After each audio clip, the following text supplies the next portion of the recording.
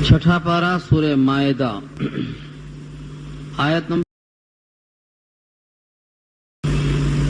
ऊपर की आयत में यह तस्करा था कि हज़रत मूसा अलैहिस्सलाम के जरिए अल्लाह का हुक्म आया कि इस शहर में दाखिल हो, तुम्हें क़िताल और जिहाद करना है। कौम पीछे हट गई, बुज़दिली का इजहार किया तो 40 साल तक खुली जेल में रह गए। मकाम तीह में 40 साल तक भटकते रहे। 60 लाख का यह मजमुआ न घर तक पहुंच सका न आगे बढ़ सका। ये गुज़िश्ता आयत में मज़मून था। जिस तरह से मौके पर ना लड़ना गलती है और ऐसे ही बेमौका हाथ चलाना भी गलती है। इस तफसील को बयान करने के लिए आगे एक वाक़या बयान हो रहा है हज़रत आदम अलैहिस्सलाम के 2 बेटों का। एक बेटे ने दूसरे बेटे पर नाहक हाथ उठाया।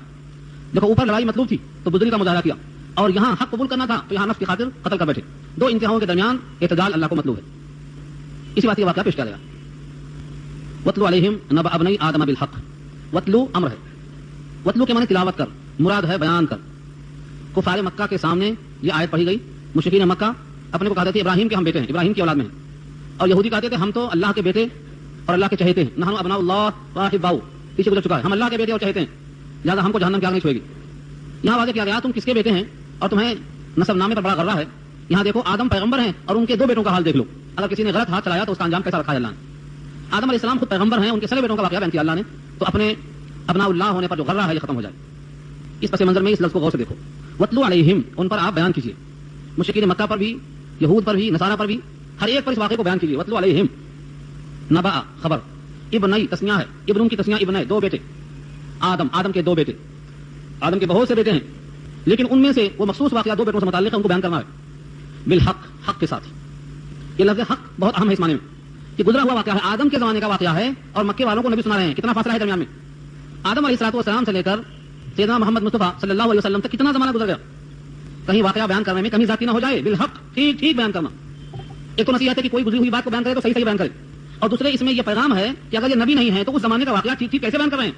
ठीक ठीक बयान करना दलील है कि नबी है। मुशरिकीन मक्का को, यहूदियों को, नसरानियों को, सबको तंबीह। चुनांचे कुरान करीम ने जहां जहां किस्से बयान किए हैं गुज़िश्ता अक़वाम के, यह बयान करने का हुक्म दिया है। हर जगह पर तकरीबन बिल हक़ का इजाफा किया है। नहनु नक़ुस्सु अलैका नबअहुम बिल हक़, हम उनसे बयान करते हैं हक़ के साथ। पूरे कुरान करीम में जब आप पढ़ेंगे तो आपको लफ्ज़ हक़ अक्सर जगहों में मिलेगा जहां गुज़िश्ता खबरें बयान की जाती हैं। यहां से फ़ुक़हा उसूल निकालते हैं।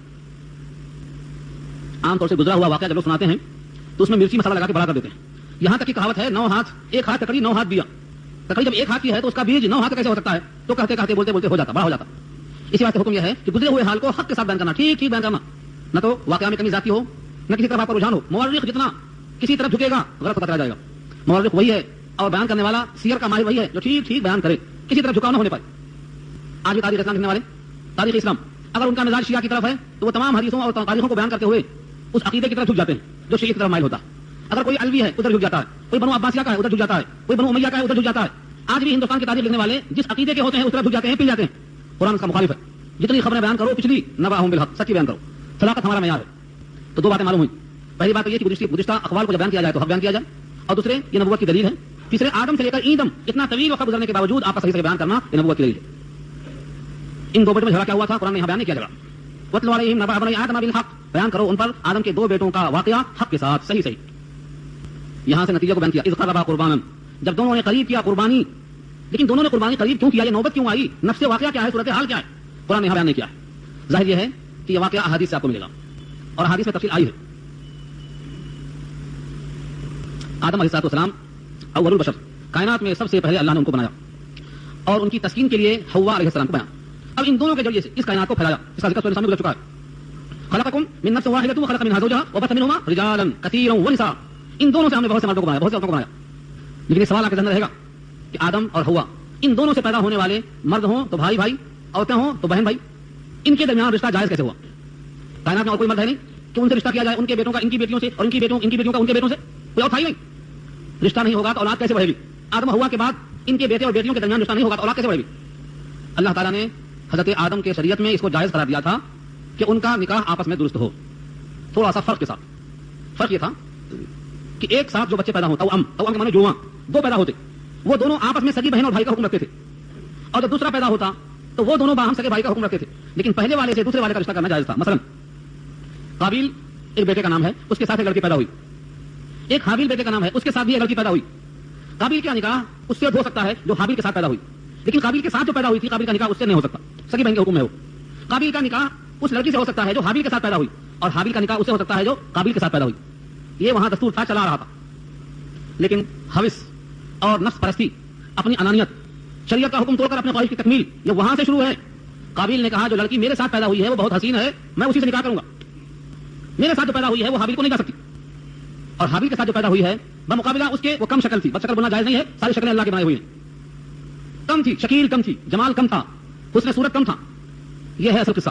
قابیل نے کہا میرے ساتھ جو پیدا ہوئی ہے میں اسے نکاح کروں گا۔ آدم نے کہا بیٹے اس کا نکاح تیرے ساتھ جائز نہیں ہے، مگر وہ مان نہیں رہا تھا۔ اس زمانے میں حق پر ہونے کے لیے حکم تھا کہ ٹھیک ہے آپ لوگ اللہ کے سامنے اپنی قربانی پیش کرو، اپنی نیاز پیش کرو، جس کی قربانی اللہ کے ہاں مقبول ہو گئی سمجھ لو کہ وہ حق پر ہے، اس کا فیصلہ کر دیا جائے گا۔ قابیل یقین تھا اس کو کہ میں تو حق پر ہوں، میں تو حق پر ہوں سمجھ رہا تھا وہ، حالانکہ حق پر نہیں تھا، لیکن انانیت، آدمی اپنے فیصلے کو حق نہیں سمجھتا ہے جب تک کہ اس پر کوئی زد نہ پڑ جائے۔ چنانچہ اس نے فیصلے کر لیا کہ ٹھیک ہے اللہ کے سامنے ہم پیش کریں گے۔ حابیل نے بھی پیش کیا اور قابیل نے بھی پیش کیا۔ حابیل نے بکرا پیش کیا، بکرا اس کے پاس وہی تھا، اور قابیل جو تھا یہ کاشتکار تھا، کسان تھا، اس نے غلہ کو پیش کیا۔ آسمان سے آگ آئی، آگ نے بکرے کو کھا لیا اور غلے کو چھوڑ دیا۔ چوتھے بارے میں یہ بات کر چکا ہوں کہ اس زمانے میں صدقہ نظر و نیاز قبول ہونے کی یہ دلیل تھی کہ آسمان سے آگ آئے اور کھا لے، جس کا صدقہ کھا لیا وہ مقبول عند اللہ، اور جس کا صدقہ رہ گیا وہ مردود ہو گیا اللہ کی طرف سے۔ یہ فیصلہ ہو گیا، یہاں سے اسی قربانی کا ذکر ہے۔ اذ قربا قربانا، قربا جب دونوں نے قریب کیا، قربانا، قربان ہر وہ شے جس کو قربت کے لیے بطور نظر کے پیش کیا جائے اسے قربان کہتے ہیں۔ ہم جو قربانی کا بکرا کہتے ہیں وہ بھی اس لیے ہے کہ یہ اللہ کا قرب حاصل کرنے کے لیے ابراہیم خلیل اللہ کے طریقے پر بحکم نبی ہم ایسا کرتے ہیں، اس سے ہمیں اللہ کی قربت حاصل ہوتی ہے، وہ قربانی کہلاتا ہے۔ اس قربا قربانا جب دونوں نے قربانی کو پیش کیا، اپنی نظر کو پیش کیا، فتقبل من احدهما، ان میں سے ایک قبول کر لیا گیا۔ کیسے قبول کیا گیا اس کی وضاحت پیچھے آ چکی ہے۔ آسمان سے آگ آئی، فتاکلہ النار، یہ بھی اللہ کی طرف سے اس امت محمدیہ کے لیے ایک خاص فضیلت کہیے یا پردہ پوشی کا ذریعہ کہیے۔ اس امت میں اسی موقع پر چارہ سیاہ ہو جاتا تھا، ارے یہ تو اللہ کے یہاں مردود ہو گیا، اور یہ تو اللہ کے یہاں مقبول ہو گیا۔ مردود اور مقبول ہونے کا فیصلہ دنیا ہی میں ہو جاتا تھا، اس سے کیا ہوتا تھا؟ حسرت میں، ضد میں، عناد میں، بغض میں، سرکشی میں اضافہ ہوتا تھا۔ یہ اللہ کا خصوصی نام ہے اس امت محمدیہ کے لیے۔ صدقہ کر کے قبول ہوا کہ نہیں ہوا یہ فیصلہ معلق کر لیا، اور صدقے کو آپ کے حوالے نہیں کیا، غربا کے حوالے کر دیا، تمہارا ہے تمہارا بھائی کھائے، ہم خرما ہم ثواب، قربانی تمہاری تمہارا بھائی ہی کھائے، پھر پردہ پوشی باقی، جو ہمارے ذمہ واجب۔ چنانچہ اللہ کی طرف سے آگ آئی اور ایک کی قربانی قبول ہو گئی۔ ظاہر ہے کہ جو حق ہوگا اسی کی قبول ہوگی۔ شریعت کے موافق جو تھا وہ حابیل تھا، کیونکہ حابیل قانون کو مان رہا تھا اور قابیل ذکر رہا تھا کہ نہیں جو میرے ساتھ پیدا ہوئی اس سے ہی میرا نکاح کیا جائے، حالانکہ وہ جائز نہیں تھا۔ شریعت مصطفیٰ میں ایک باپ اور ایک ماں سے جو اولاد ہوتی ہے ان میں باہم رشتہ حرام ہے، جائز نہیں ہے، لیکن آدم کی شریعت میں یہ جائز تھا مجبوراً، کیونکہ کائنات میں اور کوئی انسان نہیں تھا۔ اس سے معلوم ہوا سابقہ امت کا ہر طریقہ امت مصطفیٰ کے اندر رائج نہیں ہو سکتا، بعض حصے کو اللہ نے منسوخ کیا ہے جزوی طور پر۔ ان میں سے ایک مثال یہ بھی عرض کیا، ایسی اور بھی مثالیں ہیں۔ مثلا سجدہ تعظیمی حضرت یوسف کو کیا ان کے ماں اور باپ نے اور بھائیوں نے، شریعت مصطفیٰ کے اندر اس کا وجود نہیں رکھا اللہ نے۔ تو سابقہ بہت سے احکامات ایسے تھے جو اس وقت جائز تھے لیکن شریعت مصطفیٰ کے اندر منسوخ کر دیے گئے، لہٰذا اس امت میں کیا حکم ہے قرآن اور حدیث سے ہی اس کو اخذ کیا جا سکتا ہے۔ ولم يتقبل من الاخر، دوسرے کی قربانی قبول نہیں ہوئی، سب کے سامنے بات واضح ہو گئی۔ اب شرمندہ ہوا قابل، ایک تو مطلب پورا نہیں ہوا، دوسرے اللہ کے ہاں مردود ہو گیا، اور تیسرے لوگوں کو معلوم ہو گیا، اس لیے بڑا مغموم۔ اب آ گیا اس کو غصہ، اب کچھ کر تو سکتا نہیں سوائے اس کے کہ جس کی خاطر ذلت ہوئی، جس کی خاطر ندامت ہوئی، جس کی خاطر حسرت ہوئی، اس سے کہتا ہے یعنی حابیل سے کہتا ہے قال لا قتلنک، میں تجھ کو ضرور قتل کر ڈالوں گا، بس یہ راستہ ہے۔ اس وقت سے لے کر آج تک یہ چل پڑا ہے کہ جب آدمی حقائق میں مقابلہ نہیں کر پاتا تو یہ کرتا ہے، قتل کرتا ہے، تشدد کیا ہے، آستین چاہ لیتا ہے۔ آستین چاہنا ایک محاورہ ہے، جب حقیقت میں مقابلہ نہیں کر سکتا ہے تو یہ کرتا ہے، یہ نوبت آتی ہے قال لا قتلنک، میں تجھے قتل کر ڈالوں گا۔ قتل کرنا جرم تھا اور یہ معلوم تھا، قتل کرنے کے لیے تیار ہو گیا، لیکن بھائی نے سمجھایا، حابیل نے کہا دیکھو تمہارا مجھے قتل کر دینا علاج نہیں ہے، اولاً تمہارے ساتھ جو لڑکی پیدا ہوئی ہے وہ تمہاری بہن ہے، میرے ساتھ جو پیدا ہوئی ہے میری بہن ہے، یہ قانون چلتا ہے، تمہارے مجھے قتل کر دینے سے وہ حلال نہیں ہو جائے گی۔ نمبر 2، تمہاری قربانی جو مردود ہوئی ہے تو تمہیں خدا کا خوف نہیں ہے، تقویٰ نہیں ہے، اگر تم بھی خدا کے حکم کا پاس و لحاظ کرتے متقی بنتے تو تمہاری قربانی بھی اللہ مقبول کر لیتا، تم مجھے قتل کرنے کے بجائے تم متقی بن جاؤ، لیکن وہ تیار نہیں ہوا۔ قال، تنبیہ کرتے ہوئے بھائی نے کہا انما يتقبل اللہ من المتقین، اس کے سوائے اور کچھ نہیں ہے کہ اللہ قبول کر لیتا ہے متقیوں سے۔ حدیث میں آتا ہے کہ یہ لفظ تو حابیل نے قابیل سے کہا تھا بطور نصیحت کے، لیکن اللہ کی اس کتاب میں یہ دستور ساری کائنات کے لیے ہے، جو اپنا کوئی عمل مقبول کرنا چاہے وہ تقوی کی بنیاد پر آ جائے۔ تقوی کی بنیاد پر آیا، تقوی کیا چیز ہے؟ اکثر و بیشتر لوگ تقوی نہیں جانتے، متقی کس کو بولتے؟ اگر ظاہر میں دیکھ لیا کہ چہرہ بشرا وضاقتہ ظاہری شرح اچھی ہے، سمجھتے ہیں کہ یہ متقی ہے، یہ متقی کے کچھ صفات ہیں۔ تقوی اصل قلب میں ہوتا ہے، التقوی ہا ہونا، التقوی ہا ہونا، ہا مانے یہاں، اشارہ کیا دل کی طرف، تقوی یہاں ہوتا ہے، تقوی یہاں ہوتا ہے۔ مطلب کہنے کا یہ ہوا کہ تقوی کا مقام قلب ہے، اور متقی جب آدمی بن جاتا ہے تو خدا کا خوف غالب ہوتا، وہ اپنی منمانی اور خواہشات پر چلنے کے بجائے اللہ کے حکم پر چلنے لگتا ہے، اور نبی کے طریقے پر چلنے میں جو تکلیف ہوتی ہے اس میں اس کو لذت محسوس ہوتی ہے، یہ ہے تقوی اصل۔ اور تقوی کی مثال سب دیتے ہیں، لیکن تقوی پر چلنا کوئی آسان کام نہیں ہے۔ ابن عمر نے خط لکھا تھا، ابن عمر نے خط لکھا تھا اپنے ایک نمائندے کو، کہا میں تم کو تقوی کی دعوت دیتا ہوں جس تقوی کی بنیاد پر اللہ اعمال قبول کرتے ہیں، جس پر واعظ کہنے والے تو بہت ملیں گے لیکن اس تقوی پر عمل کرنے والے بہت کم ملیں گے۔ تو تقوی کی بنیاد قلب میں خدا کا خوف، اللہ کا اتنا خوف کہ اس کا حکم توڑنے سے روک دیں، اللہ کا اتنا خوف کہ نبی کا طریقہ چھوڑنے سے اس کو روک دیں، اللہ کا اتنا خوف کہ جہنم کی وجہ سے ہمیشہ دنیا میں مصیبتیں جھیلنا آسان ہو جائے اور جنت کی اتنی رغبت ہو جائے کہ مشقتیں جھیلنا آسان ہو جائے. یہ تقوی کی کم سے کم مقدار ہے. یہی وہ کیفیت تھی کہ صحابہ کرام جان دینے کو تیار تھے. فاقہ آ جائے تو صبر کرتے تھے, شہادت کا موقع آئے تو خون دیا کرتے تھے, اور کبھی کسی موقع پر نہیں پیچھے ہٹتے تھے محض تقوی کی بنیاد پر. تو تقوی اہم چیز ہے. انما یتقبل اللہ من المتقین, اللہ تعالیٰ قبول کرتا ہے متقیوں سے. تقوی قبول کرنے کے لائق عمل ہے. یہ تقریر ہوئی حابیل کی, اور حابیل نے اور آگے کھل کے کہا کہ دیکھو اگر تم مجھے مار ڈالنا چاہتے ہو, اپنا ہاتھ میرے گریبان تک لاتے ہو تاکہ تم مجھے قتل کر دو, تب بھی میں اپنا ہاتھ تم پر نہیں چلاؤں گا. تم اگر اپنا ہاتھ کھولتے ہو تاکہ مجھے قتل کر دو, تب بھی میں اپنا ہاتھ کھولنے والا نہیں ہوں کہ تجھے قتل کر دوں. کیوں؟ میں اللہ سے ڈرتا ہوں جو سارے جہان کا رب ہے. میں مظلوم ہو کر مرنا چاہتا ہوں, ظالم ہو کر مرنا نہیں چاہتا ہوں. اور تفصیل کرتے ہوئے کہا میں یہ چاہتا ہوں کہ اگر تم مجھے قتل کر کے میرا گناہ لینا چاہتے ہو تو اس کا مطلب میرا بھی گناہ اور تمہارا اپنا بھی گناہ دونوں کا مجموعہ لے کر تم جہنم والوں میں ہو جاؤ گے, اور یہی برا انجام ہوتا ہے ظلم کرنے والوں کا. یہ تمام نصیحت کی باتیں سن کر بجائے اس کے دل میں نرمی پیدا ہونے کی, رقت پیدا ہونے کی, شرمندگی پیدا ہونے کی, یہ میرا بھائی ہے ترحم کی بات کرتا ہے, اس کے دل نے سرکشی اختیار کر لی. اس کے نفس نے اس کے وجود کو راضی کر لیا کہ اب تو قتل کرنا اور آسان ہے. اگر یہ ہاتھ چلاتا تو شاید دفاع کرنا پڑتا, اس کا ہاتھ مارنا پڑتا. اس کا ہاتھ چلنے والا نہیں ہے تو اب قتل کرنے میں کیا رکاوٹ ہے؟ مارو. یہاں سے شروع ہوتی ہے تفسیر.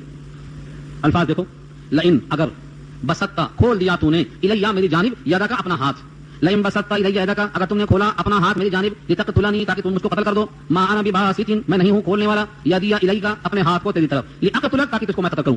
انی اخاف اللہ میں تو اللہ سے ڈرتا ہوں, رب العالمین سارے جہان کا پروردگار ہے. کئی حدیثوں میں مضمون ملتا ہے کہ آدمی اللہ کے پاس مظلوم ہو کر آئے, یہ بہتر ہے بمقابلہ ظالم ہو کر آنے کے. عثمان غنی کو شہید کرنے والے جب اطراف سے گھیر لیے اور مدینے پر عثمان غنی کی حکومت کی خلافت تھی, لوگوں نے کہا بلوائیوں کا یہ حال ہے, آپ ان کو ختم کرنے کا حکم دے دیجیے. عثمان غنی نے یہی تو کہا تھا کہ میں اپنی ذات کے لیے نبی کے شہر کو خون آلود کرنا نہیں چاہتا. ایسا نہیں تھا کہ عثمان غنی بالکل بے بس تھے, ان کے پاس طاقت نہیں تھی, مگر وہ خون ناحق میں اپنا ہاتھ ڈالنا نہیں چاہتے تھے. حالانکہ اگر وہ ایسا کرتے تو خون ناحق نہیں تھا, کیونکہ فساد فی الارض کرنے والوں کو مارنا جائز ہے. اگلی آیت میں یہ مضمون آ رہا ہے. اس کا مطلب یہ ہوا کہ بہت سے لوگ ایسے گزرے ہیں جو ظالم ہونا پسند نہیں کرتے, مظلوم ہو کرتے, گلا کٹوا دیا حق پر, پیاسے 3 دن رہ کر گلا کٹوا دیا حق پر, شہادت اس کو کہتے ہیں. خلیفہ ہیں, مظلوم ہو کر چلے گئے. حضرت عثمان غنی کی شہادت کے موقع پر کلام اللہ کھلا ہوا تھا اور ان کے خون کے چھینٹے اس کلام اللہ پر پڑ گئے, اور وہ انشاءاللہ قیامت میں گواہی دیں گے. تو اس طریقے سے نصیحت قبول کر جاؤ. حابیل نے کہا انی اریدو میں چاہتا ہوں, یہ گویا نصیحت کر رہے ہیں مانو میں, حقیقت میں چار مراد نہیں ہے کہ میرا ارمان یہ ہے, میری خواہش ہے, بلکہ ایک مانو میں دلدوز نصیحت ہے. اگر تم مجھے قتل کر دو گے اور میں ہاتھ نہیں چلاؤں گا تو اس کا مطلب یہ ہوگا کہ تمہیں میرا بھی گناہ لینا پڑے گا, میں تو مظلوم ہو جاؤں. انی اریدو ان تبوء باسمی تم کماؤ میرا گناہ. تبوء کے معنی گناہ کمانا, گناہ کسب کرنا. باسمی و اسمی کا میرا گناہ اور تیرا گناہ, فتکون من اصحاب النار اور ہو کے رہ جائے تو اصحاب النار میں سے, جہنم والوں میں سے. وذالک جزاء الظالمین اور یہی ہے بدلہ ظلم کرنے والوں کا. یہ تصویر ختم ہوئی حابیل کی. فتوعت له نفسه بس اطاعت کر لیا اس کے لیے, اس کے جینے یعنی اس کے جینے جو بات کہی اس کے نفس نے قبول کر لیا. قتل اخیہ اپنے بھائی کے قتل کے بارے میں, فقتله بس اسے قتل کر دیا. فاصبح من الخاسرین بس ہو گیا وہ خسارے والوں میں سے, خاسرین نقصان اٹھانے والوں میں سے. خسارہ اس کا ہو گیا. دنیا کا خسارہ یہ ہوا کہ دستے بازو بھائی تھا, آج نہیں تو کل کام میں آتا تھا, دستے بازو سے ہاتھ دھو بیٹھا, اور آخر میں کیا ہوا, اس قتل کی بنا پر جہنم میں جائے گا. تو دنیا کا گھاٹا ہوا کہ بھائی سے ہاتھ دھو بیٹھا, اور وہاں کا گھاٹا یہ ہوا کہ جہنم خرید بیٹھا, تو خسارہ مکمل ہو گیا. فبعث اللہ غرابا اللہ نے کوا بھیجا. یہاں بھی آیت کے اندر اجمال ہے. قتل کرنے کے بعد لاش کو لیے پھرتا تھا کہ کریں تو کیا کریں اب, کیونکہ اس زمین پر پہلا قتل تھا, اس سے پہلے قتل نہیں ہوا تھا. قتل ہوتے ہوئے کسی کو کسی نے دیکھا نہیں تھا, اسی لیے حدیث میں آتا ہے کہ اس نے قتل کی بنیاد رکھی ہے, فاؤنڈر ہے یہ. قیامت تک جتنے قتل ہوں گے ان تمام قتل میں قابیل کا حصہ مقرر رہے گا, بنیاد رکھی ہے. اور یہاں سے حدیث بڑی اہم ہے جو بار بار سننے کے لائق ہے. من سن سنتا حسنۃ فلہ اجرها واجر من عمل بها, جس نے کسی اچھے کام کی بنیاد رکھی تو اس کے لیے اس کا اجر ہے اور ان تمام کے برابر اجر ہے جو اس طریقے پر چلتے رہیں گے. اس کے برخلاف من سن سنتا سیئۃ فعلیہا وزرها ووزر من عمل بها, جس نے برے کام کی بنیاد رکھی, بنیاد رکھنے والے کو اس کا گناہ ملے گا, اور جو اس پر قائم ہو کر چلتے رہیں گے قیامت تک ان کا بھی گناہ ان کو پہنچتا رہے گا. اور مثال میں نبی صلی اللہ علیہ وسلم نے قابیل کا نام لیا ہے حدیث کے اندر کہ اس نے قتل کی بنیاد رکھا, اب قیامت تک جتنے قتل ہوں گے اس کا حصہ پہنچتا رہے گا. قتل کر دیا, اب دفن کیسے کرے, کہاں لے جائے, چھپائے کیسے, یہ پریشانی میں تھا, تذبذب کے عالم میں تھا. اللہ نے بہرحال اپنے مخلوق پر رحم کھایا, ایک کوے کو بھیجا. فبعث اللہ غرابا, غراب مانے کوا, بھیجا اللہ نے کوا. یبحث فی الارض وہ زمین کو کھود رہا ہے, اپنی چونچ سے اپنے پنجوں سے زمین کو کھود رہا ہے. یبحث فی الارض لیریہ تاکہ اس کھودنے کے ذریعے سے قابیل کو دکھلائے کیف یواری سوءۃ اخیہ کہ کیسے چھپا سکتا ہے وہ لاش اپنے بھائی کی. سوءۃ کے معنی برے شے کو کہتے ہیں. یہاں لاش بھی ناحق طریقے پر قتل ہوئی ہے, لہذا وہ بھی معیوب ہے. چنانچہ آدمی ایسے موقع پر خوفزدہ ہوتا ہے, فطری طور پر. سوءۃ اخیہ اپنے بھائی کی لاش کو کہاں چھپائے. کوے کو دیکھا, کوے نے گڑھا کھودا اور ایک مرا ہوا کوا اس کے اندر ڈال کر مٹی پاٹ دیا. اس حالت کو دیکھ کر شرم آئی اس کو اور بول پڑا دل کی آنکھوں سے, قال یا ویلتا, کہا افسوس, اعجزت ان اکون مثل هذا الغراب کہ میں کیا عاجز ہوں کہ ہو جاؤں اس کوے کی طرح. مثل هذا الغراب اس کوے کے مثل ہونے کے لائق میں نہیں لگا, یعنی کوا بھی اتنا عقل مند ہے کہ لاش چھپانا جانتا ہے اور مجھے لاش چھپانے کی توفیق نہیں ہوئی. فوار یا سوءۃ اخیہ کہ میں چھپاؤں اپنے بھائی کی لاش کو. فاصبح من النادمین، نادم شرمندہ، نادمین اس کی جمع ہے، بس ہو گیا شرمندہ ہونے والوں میں سے. یہ شرمندگی کے بعد کیا ہو سکتا ہے؟ کیا اس کی تلافی ہو سکتی ہے؟ کیا اس کا قتل کا گناہ لوٹ سکتا ہے؟ کیا بھائی زندہ ہو سکتا ہے؟ یہ شرمندگی وقت کے بعد کی ہے. جس طرح فرعون غرغرہ موت کا وقت آیا اور ایمان قبول کیا تو مقبول نہیں ہوا، ایسے اس کی ندامت اور شرمندگی اور افسوس کرنا بے مقصد ہے، بے فائدہ ہے، اب کوئی اس کا حاصل نہیں ہے. من اجل ذالک، اسی وجہ سے، یہ پورا واقعہ سامنے رکھو. اللہ فرماتے ہیں من اجل ذالک، اسی واقعے کی وجہ سے کتبنا علی بنی اسرائیل، ہم نے لکھ دیا ہے بنی اسرائیل کے اوپر. کیا لکھ دیا ہے؟ ایک قانون، ایک اصول. انہ من قتل نفسا بغیر نفس او فساد فی الارض فکانما قتل الناس جميعا، جس نے قتل کیا کسی ایک نفس کو ناحق، من قتل نفسا، کسی نفس کو قتل کیا، بغیر نفس، بغیر کسی نفس کے عوض کے یعنی ناحق، او فساد فی الارض، یا زمین میں فساد فی الارض کے بغیر، فکانما، تو گویا کہ قتل، اس نے قتل کیا، الناس جميعا، سارے انسانوں کو قتل کر ڈالا. ایک انسان کا قتل سارے انسان کے قتل کر دینے کے برابر ہے. کیسے؟ کس طرح یہ ہو سکتا ہے؟ یہ سوال ذہن میں رہے گا آپ کے. اگلا ٹکڑا ہے ومن احیاہا، اور جس نے کسی کو زندہ کیا، احیاہا، کسی کو زندہ کیا، فکانما احیا الناس جميعا، تو گویا کہ اس نے زندہ کیا تمام مخلوق کو، تمام آدمیوں کو. کوئی آدمی کسی کو زندہ نہیں کر سکتا، تمام کو زندہ کرنے کے برابر کیسے ہے؟ تو دونوں سوال آپ کے ذہن میں آنا فطری ہے. حصہ یہ ہے، ایک آدمی کی جان کا احترام نہ کرنا اور اسے قتل کر دینا اللہ کی بنائی ہوئی جان کی بے حرمتی ہے. تو جب ایک جان کی بے حرمتی کیا تو گویا جس ایک جان کو اللہ نے بنایا تھا اس کی قدر نہیں کیا، اور ایک جان کا قدر نہ کرنا تمام جانوں کی ناقدری کے مماثل ہے. جیسے ایک نبی کا انکار تمام نبیوں کے انکار کے برابر ہے، ایک آیت کا انکار ساری آیتوں کے انکار کے برابر ہے. جتنی چیزوں پر ایمان لانا شرط ہے ان میں سے ایک چیز کا انکار پورے انکار کرنے کے برابر ہے. یہ اصول ہے. ایک جان کا احترام اس لیے کرنا ہے کہ اللہ نے اس جان کو محترم قرار دیا. وہ حدیث پہ سناتا ہوں، بھول گئی ہوگی، تازہ کر لو. سن 10 ہجری میں 9 ذی الحجہ کو نبی صلی اللہ علیہ وسلم مینا کے میدان میں پوچھتے ہیں کہ یہ کون سا دن ہے اور کون سا مہینہ ہے اور کون سا سال ہے. سب معلوم رکھ کر سوال اس واسطے کیا کہ لوگوں میں استحضار ہو جائے اور لوگوں کی توجہ ہو جائے. پھر خود فرمایا کیا یہ ذی الحجہ کا مہینہ نہیں ہے؟ کیا یہ عرفہ کی 9 تاریخ نہیں ہے؟ کیا یہ عرفات کا میدان نہیں ہے؟ کیا یہ سب کے سب احرام میں حالت احرام میں نہیں ہے؟ ان تمام سوالوں کے جواب کو سن کر فرماتے ہیں کہ جیسے اس مہینے کی حرمت ہے، اس دن کی حرمت ہے، اس مقام کی حرمت ہے اور بیت اللہ کی حرمت ہے، ایسے ہی ایک مسلمان کے لیے دوسرے مسلمان کی جان، اس کی عزت، اس کی آبرو، اس کا مال ایسے ہی حرام کیا ہے اللہ نے. کسی بھی مسلمان کی عزت و آبرو کو اللہ نے ایسا ہی محترم قرار دیا ہے. جس نے کسی مسلمان کی عزت و آبرو کو خراب کیا، برباد کیا، اس کو رسوا کیا، ذلیل کیا، گویا اس نے اس مہینے میں اس شہر میں بیت اللہ کی حرمت کو پامال کیا. ایک تشبیہ ہے. ایسے ہی بنی اسرائیل پر یہ بات کہی گئی تھی کہ سارے انسان کی جان بحیثیت انسانیت کے اللہ نے محترم قرار دیا ہے. جس نے کسی ایک کو ناحق قتل کر دیا اس نے گویا اس قسم کی جان رکھنے والے تمام انسانوں کی بے حرمتی کر دیا. اور جس کسی نے کسی کو بچا لیا، احیاء سے مراد زندہ کر دیا نہیں بلکہ مرنے سے بچا لیا، بے آبرو ہونے سے بچا لیا. جس نے کسی کو بچا لیا اس نے گویا سب کو زندہ کر دیا، جتنے انسان ہیں ان تمام کو حیات عطا کر دیا. یہ بعض چیزوں کے فوائد ہیں. ایک حدیث پڑھا تھا میں نے پانی پلانے کے ثواب کے بارے میں. کسی نے کسی کو پانی پلایا، ایسے موقع پر پانی پلایا جہاں پانی عام طور سے ملتا ہے تو فرمایا ایک غلام کو آزاد کرنے کے برابر ثواب ہے. اور ایسے مقام پر پانی پلایا جہاں پر عام طور سے پانی نہیں مل رہا ہے، مشکل سے مل رہا ہے، تو فرمایا ایک مردے کو زندہ کرنے کے برابر ثواب ہے. یہ روایت الترغیب والترہیب کی ہے. معلوم کیا ہوا؟ کچھ ایسے ثواب ہیں، کچھ ایسے اعمال ہیں کہ ایک پر عمل کرنے سے پوروں کے مماثل ثواب پہنچاتے ہیں. یہ اللہ کا فضل و کرم ہے. تو جس نے کسی جان کو ناحق قتل کیا کسی فساد کے بغیر، کسی جان کے بغیر، تو گویا اس نے سب کو قتل کر دیا. یہ مت سمجھو کہ یہ بنی اسرائیل پر حکم تھا، علی بنی اسرائیل ان پر تھا، آج ہے کہ نہیں ہے. اس کو ہم دیکھنے کے لیے کیا کرتے ہیں، قرآن کریم کے اندر یہ حکم براہ راست منصوص موجود ہے. پیچھے آیت ہو چکی ہے کہ جس نے کسی مومن کو جان بوجھ کر قتل کر دیا، من قتل مؤمنا متعمدا فجزاؤه جہنم خالدا فیہا وغضب اللہ علیہ ولعنہ. جس نے کسی مومن کو جان بوجھ کر قتل کر دیا اس پر اللہ کا غضب ہے، اللہ کی لعنت ہے، اس کا ٹھکانہ جہنم ہے، اس میں ہمیشہ ہمیشہ رہے گا. اس سے کیا معلوم ہوا کہ یہ اصول باقی ہے.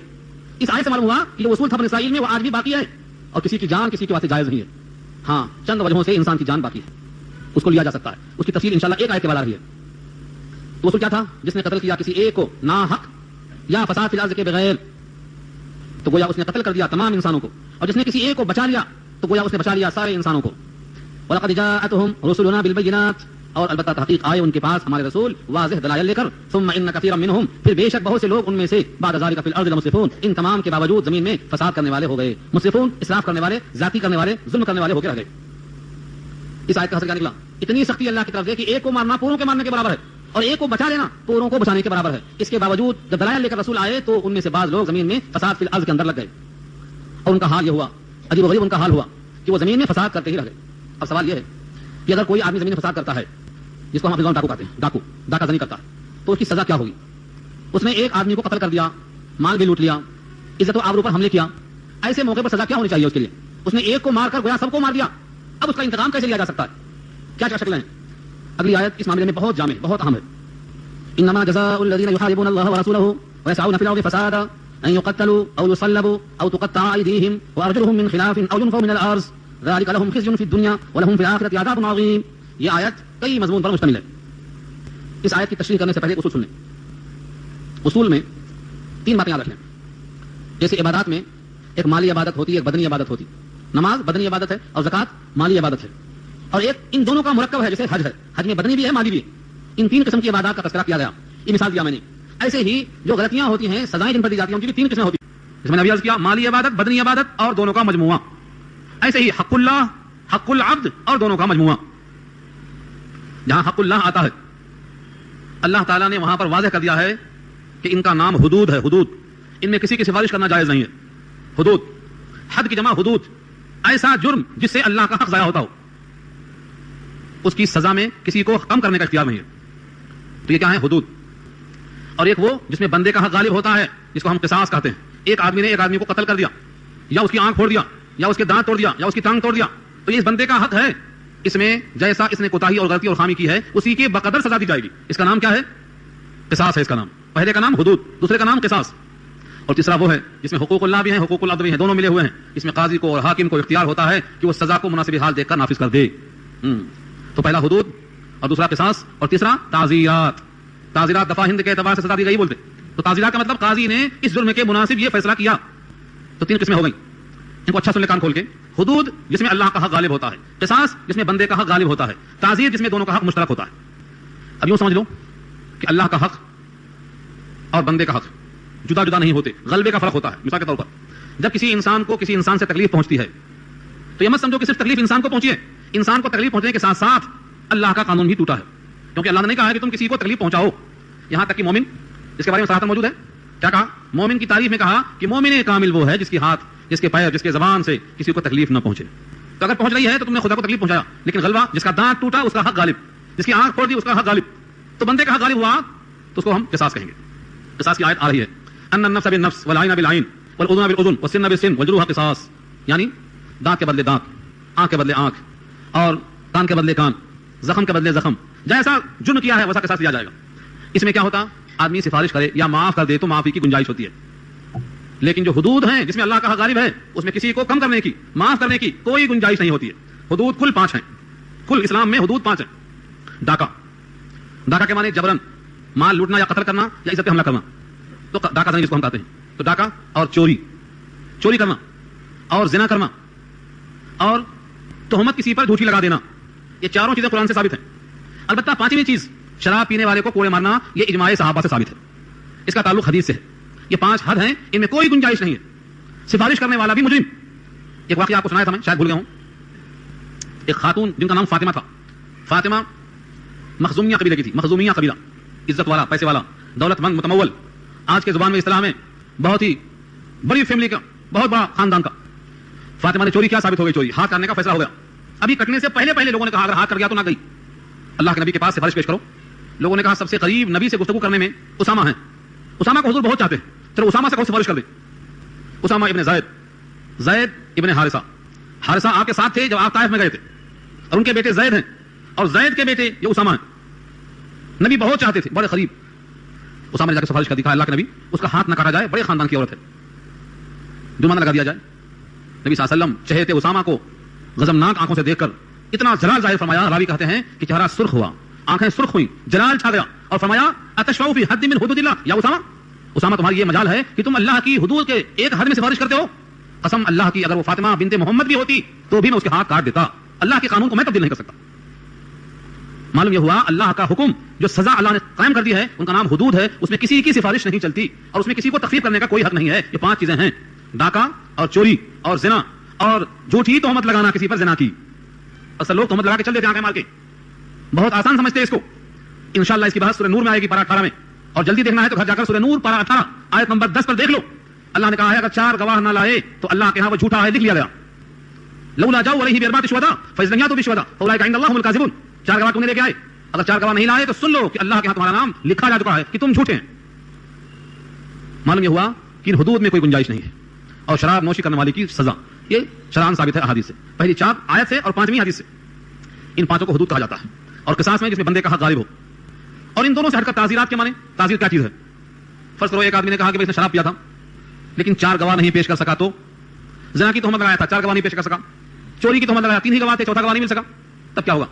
قاضی ان کو چھوڑ نہیں دے گا کہ جاؤ پھر پیو, گواہ نہیں ملے گا صحیح پھر چھٹی مل جائے گی, نہیں, قاضی حالات کو دیکھ کر حالات کی سنگینی کے اعتبار سے اپنی ثوابدید کے مطابق سزا دے گا, چاہے جلا وطن کر دے گا یا جیل کے اندر بند کر دے گا, حالات پر دیکھ کر فیصلہ کرے گا. اس کا نام کیا ہے؟ تعزیر. تو حدود, قصاص, تعزیر, یہ 3 چیزیں سامنے رکھو. ابھی آیت کو پڑھو. انما جزاء الذین یحاربون اللہ ورسولہ, اس کے سوائے اور کچھ نہیں کہ بدلہ ان کا جو محاربہ کرتے ہیں اللہ و رسول سے. یحاربون اللہ ورسولہ, محاربہ اس کا معنی ہے رے بے, حرب, اور حرب کے معنی جنگ کے آتے ہیں. محراب جنگ کرنے کی جگہ ہے شیاطین سے, کیونکہ سب سے زیادہ امام کو بھڑکاتے وہ لوگ. امام کی نماز گئی پوروں کی گئی, بھڑکاؤ اسی کو, تو محراب ہے, وہ جنگ کی جگہ ہے. تو حرب کے معنی جنگ, محاریب اس کی جمع آتی ہے محراب کی. یہ اللہ سے جنگ کیسے ہوئی؟ ڈاکو اللہ سے جنگ کیسے کرے گا؟ یحاربون اللہ, اللہ سے جنگ کیسے ہوتی ہے؟ اس کو سمجھنے سے پہلے ایک مثال دیتا ہوں قرآن کریم کی, وہ آپ سن چکے ہیں پہلے. اللہ نے کہا ہے پیچھے سورہ بقرہ میں اور آل عمران کے حصے میں 2 مقام پہ بات آئی ہے یہ, اگر کوئی سود نہیں چھوڑتا ہے تو اعلان سن لے کہ اس کو اللہ سے جنگ کرنا ہے. یعنی اگر کوئی سود کھا رہا ہے, سود لے رہا ہے, سودی کاروبار کر رہا ہے, سودی کا تعاون کر رہا ہے اور اس کو نہیں چھوڑ رہا ہے, فاذنوا بحرب من اللہ ورسولہ, تو اعلان سن لو کہ اس کو جنگ کرنا ہے اللہ سے اور اللہ کے رسول سے. مجھے بتاؤ یہاں سود خوار کیسے جنگ کرے گا اللہ سے؟ اللہ نے کہا ہے سود کی نحوست سے مال مٹتا ہے, اس کو پرواہ نہیں کرتا یہ. اللہ نے کہا تمہارے پاس جو مال ہے وہ گھٹتا ہے, میرے پاس جو ہے وہ بڑھتا ہے, اس کی پرواہ نہیں کرتا یہ. اللہ نے کہا سود حرام ہے, جہنم میں لے جائے گا, اس کی پرواہ نہیں کرتا یہ. گویا اللہ کے قانون کی پرواہ نہ کرنا, اللہ کے خوف سے اس کام کو نہ چھوڑ دینا, جہنم کا خوف غالب نہ ہونا, یہ سب چیزیں جنگ کرنے کے مترادف ہیں. بے نہیں ایسا ہی یہاں ایک آدمی اپنے گھر سے نکلتا ہے, صیغہ دیکھو جمع ہے, یحاربون, جو لوگ محاربہ کرتے ہیں جمع کا صیغہ ہے, یعنی تنہا یہ کام نہیں ہوتا, ٹیم بنا کر چلتے ہیں, 2 آدمی نہیں, ٹیم, 3 سے 4 سے 5 سے زیادہ لوگ چلتے ہیں. یہ کیا کرتے ہیں؟ یہ ان کو اللہ کا قانون, اسلام کا قانون, کوئی قانون نہیں چلتا, اللہ کا قانون توڑ دیا, اللہ سے جنگ. نبی کے طریقے سے یہ قانون پہنچا تھا, اس کی بھی مخالفت کیا تو رسول اللہ سے بھی جنگ. اور اس کی بنا پر لوگوں میں خوف پیدا ہوگا, دہشت پیدا ہوگی, فساد پیدا ہوگا, تو کہا یسعون فی الارض فسادا. یہ جو کام کرنے والے لوگ ہیں ان کی سزا کیا ہوگی؟ ان یقتلوا, یا تو قتل کر دیے جائیں, او یصلبوا, یا سولی پر چڑھا دیے جائیں, او تقطع ایدیہم, یا ان کے ہاتھوں کو کاٹ دیا جائے, وارجلہم, اور ان کے پیروں کو کاٹ دیا جائے, من خلاف, مخالف سمت سے. اگر دائنا ہاتھ کاٹ دیا تو بایاں پیر, اور بایاں پیر اگر کٹ گیا تو دائنا ہاتھ, مطلب مخالف سمت سے کرنا چاہیے. دایاں ہاتھ بھی دایاں پیر بھی نہیں, اگر دایاں ہاتھ تو بایاں پیر, یہ ہے من خلاف. او ينفوا من الارض, یا زمین میں جلا وطن کر دیا جائے. ينفوا من الارض, زمین میں جلا وطن کر دیا جائے. یہ 4 قسمیں ہو گئیں, قتل کرنا, سولی پر چڑھانا, ہاتھ پیر کو مخالف سمتوں سے کاٹ دینا, اور زمین میں جلا وطن کر دینا. یہ 4 قسمیں ہو گئیں. امام مالک ائمہ 4 میں سے ایک ہیں, 4 اماموں میں سے ایک امام مالک ہیں. ان کے ساتھ بہت سے تابعین کے بھی نام ہیں. وہ سب کہتے ہیں کہ ان 4 میں سے جو سزا چاہے امام دے سکتا ہے, اختیار دیا ہے اللہ نے. لیکن امام اعظم ابو حنیفہ رحمۃ اللہ علیہ, اور امام شافعی رحمۃ اللہ علیہ, اور امام احمد بن حنبل رحمۃ اللہ علیہ, وہ 3 امام ایک طرف ہیں, اور یہ کہتے ہیں کہ یہ 4 شکلیں متعین ہیں ایک حدیث کے مطابق. کیونکہ ڈاکو جب زمین میں آتے ہیں تو 4 حال سے خالی نہیں, یا تو وہ صرف قتل کرتے ہیں, یا تو صرف مال لیتے ہیں, یا قتل بھی کرتے ہیں اور مال بھی لیتے ہیں, یا نہ قتل کرتے ہیں نہ مال لیتے ہیں, فساد اور دھوم مچا کر چلے جاتے ہیں. 4 شکلیں ہوتی ہیں. ان 3 امام کی رائے یہ ہے اگر ان تمام لوگوں نے قتل کیا ہے تو قتل کیے جائیں. انہوں نے اگر قتل بھی کیا ہے اور مال بھی لیا ہے تو سولی پر چڑھا دیے جائیں. انہوں نے صرف مال لیا ہے اور قتل نہیں کیا ہے تو ان کے ہاتھ اور پیر کاٹ دیے جائیں. انہوں نے نہ قتل کیا ہے نہ مال لیا ہے, صرف فساد کیا ہے, دھوم مچایا ہے, بدامنی پیدا کیا ہے, تو زمین سے جلا وطن کر دیے جائیں. یہ 4 شکلیں ہیں. امام اعظم ابو حنیفہ کی اس رائے کے ساتھ ایک واقعہ یاد آتا ہے حضرت عمر رضی اللہ تعالیٰ عنہ. وہ فرماتے ہیں جلا وطن کرنے کا مطلب نہیں ہے کہ ملک شام میں گڑبڑ کیا اردو میں بھیج دو, عراق میں کیا تو فلسطین میں بھیج دو, یہ مطلب نہیں ہے اس کا. یہاں کے لوگ تنگ تھے, اب وہاں کے لوگ تنگ رہیں گے. مرزا مظہر جان جانا کا قصہ سنا ہوگا آپ نے, بہت پیارا قصہ ہے. ان کی بیوی بہت تنگ کرتی تھی, بہت تنگ کرتی تھی. لوگوں نے کہا حضرت یہ نافرمان عورت ناشزا ہے اور آپ بھولے بھالے اللہ والے آپ کو تنگ کرتی, چھوڑ دو اس کو. انہوں نے کہا یہ میں نہیں چاہتا ہوں کہ میری بلا کسی اور کے پاس جائے, یہ جہاں جائے گی وہاں بھی تنگ کرے گی نا, مجھ میں تحمل ہے, قوت برداشت ہے, میں تو کم سے کم سب کر لیتا ہوں, جہاں جائے گی وہاں کیا بتائیں گے معلوم. تو یونیفارم کا مطلب نہیں ہے کہ چھوڑ دو جائے جائے بلا اس جنگل سے اس جنگل میں. امام اعظم کی رائے یہی ہے, ابن عمر کی رائے یہی ہے کہ ان کو قید خانے میں ڈال دو, زمین ان کے واسطے تنگ کر دو تاکہ لوگ ان سے محفوظ ہو جائیں. پوری آیت کے الفاظ دیکھو, اس آیت سے مسائل بہت نکلتے ہیں, بہت مسائل نکلتے ہیں. انما جزاء الذین یحاربون اللہ, اس کے سوائے اور کچھ نہیں کہ بدلہ ان کا جو محاربہ کرتے ہیں اللہ سے, یعنی جنگ کرتے ہیں اللہ سے. جنگ کیسے کرتے ہیں؟ اللہ کا قانون توڑ کر, ورسولہ, اور اس کے رسول سے محاربہ کرتے ہیں. کیسے؟ رسول کی شریعت کو توڑ کر. ویسعون فی الارض فسادا, اور کوشش کرتے ہیں زمین میں فساد کرتے ہوئے. ان یقتلوا, یہ کہ قتل کیے جائیں. دیکھو صیغہ جمع کا لائے ہیں.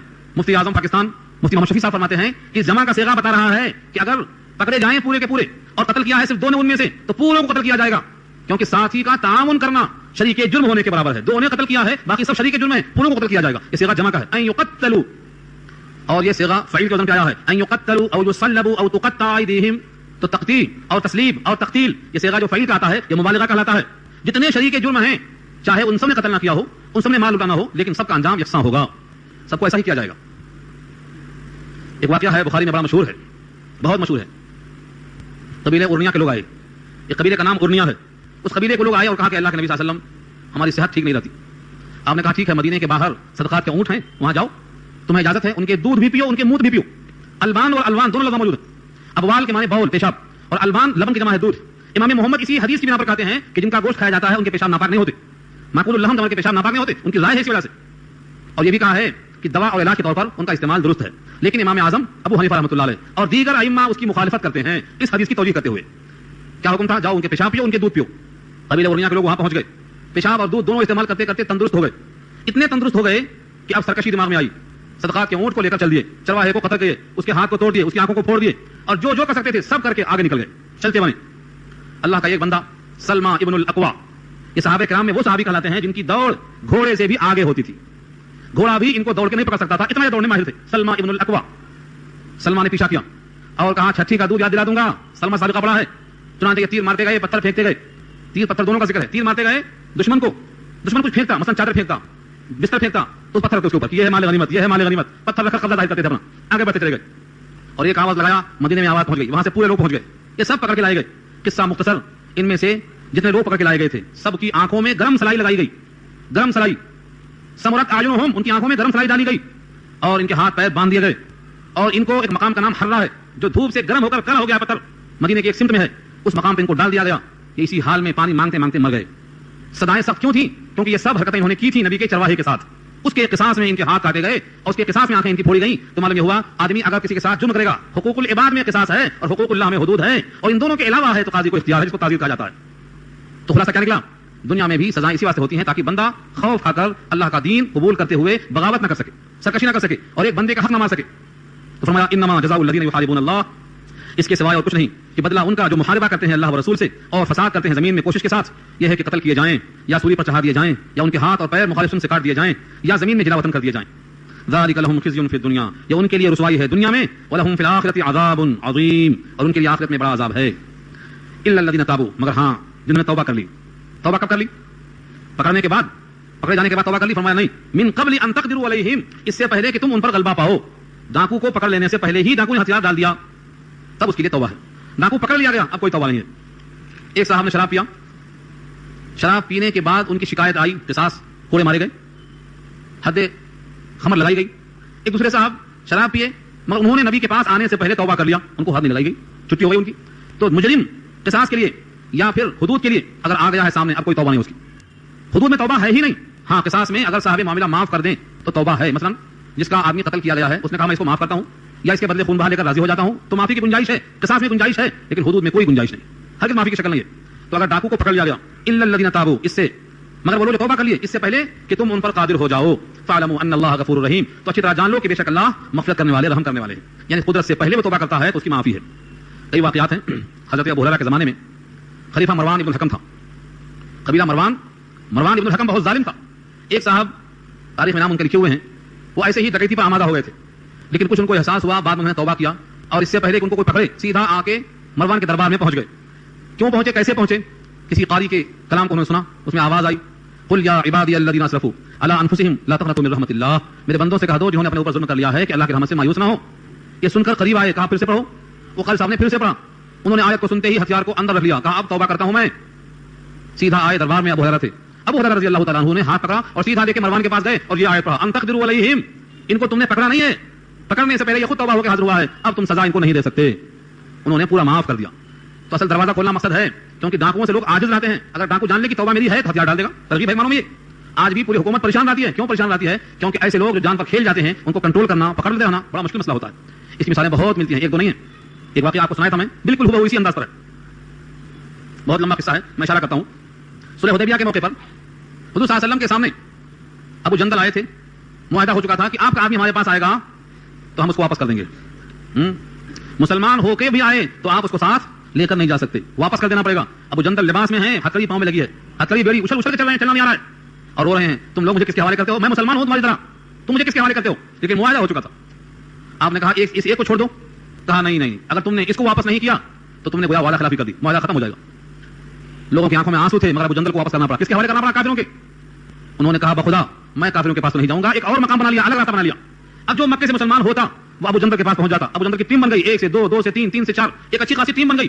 اب ملک شام کی طرف سفر کرنا کافروں کا مشکل ہو گیا. جو ملتا مارو کاٹو چینو, کسی کی مجال نہیں کہ آگے بڑھ جائے.